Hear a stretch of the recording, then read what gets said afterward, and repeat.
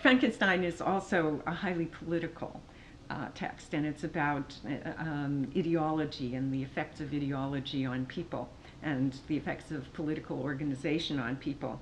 I think though it's never safe to say anything definitively about what this text is saying, I think it very much is in favor of the idea of balance, reciprocity, justice, and sociability, the respecting of social relations.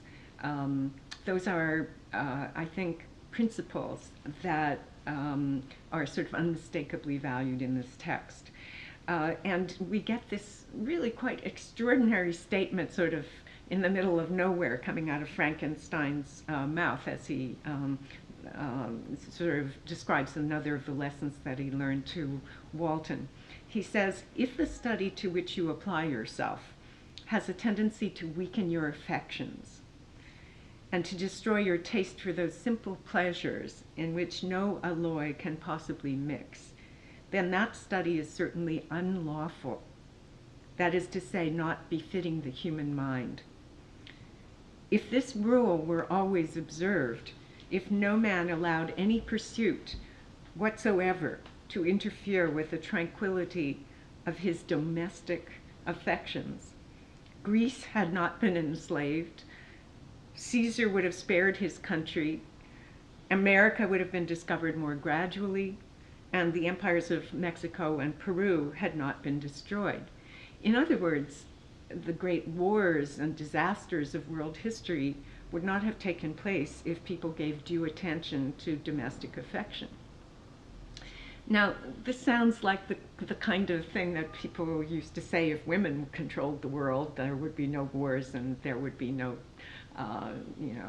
murder and so forth. And Mary Shelley does not, or Frankenstein does not mention women in this, but it has that ring to it, that if we stayed within the realm of domestic affection, then political injustice would not take place.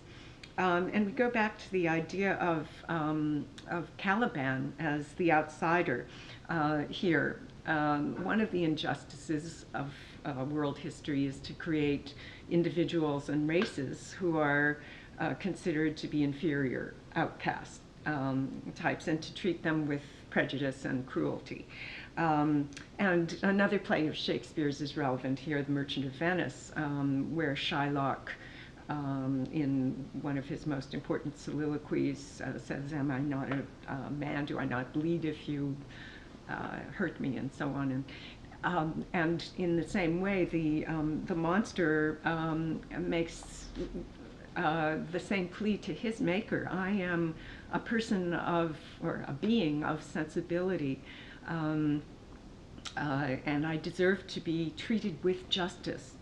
The way that that is set up, I think, is one of the most important symbolic presentations of the meaning of justice and duty that one finds in literature.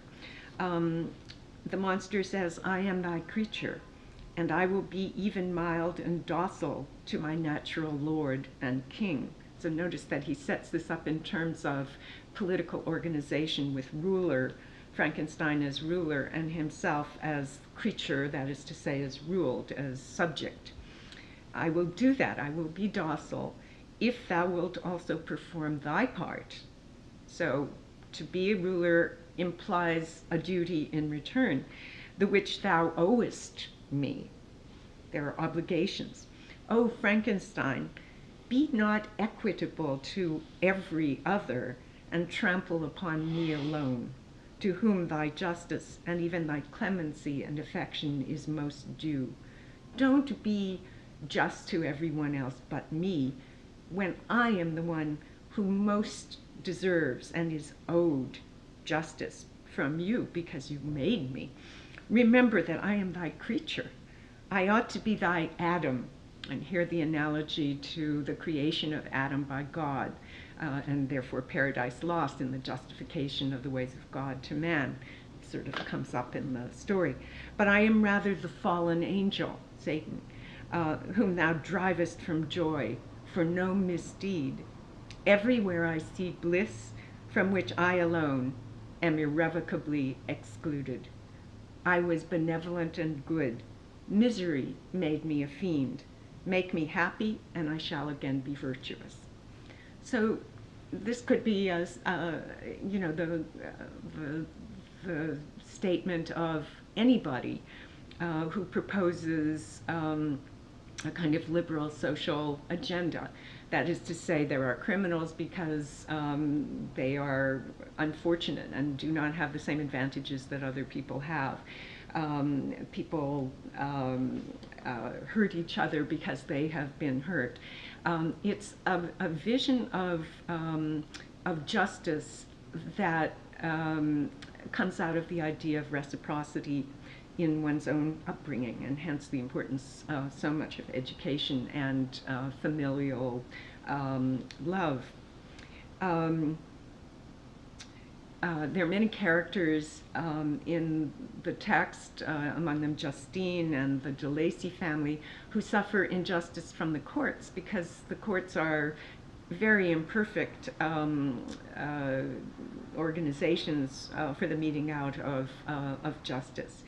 But where one should not have that imperfection is in the relationship between father and child, because of that bond that should exist between them. So the text deals with the idea of politics, and it deals with the idea of justice in terms of a very interesting sort of notion of interactivity, this for that. That is becomes almost a notion of art in the text's treatment of the idea of aesthetics, as we'll see.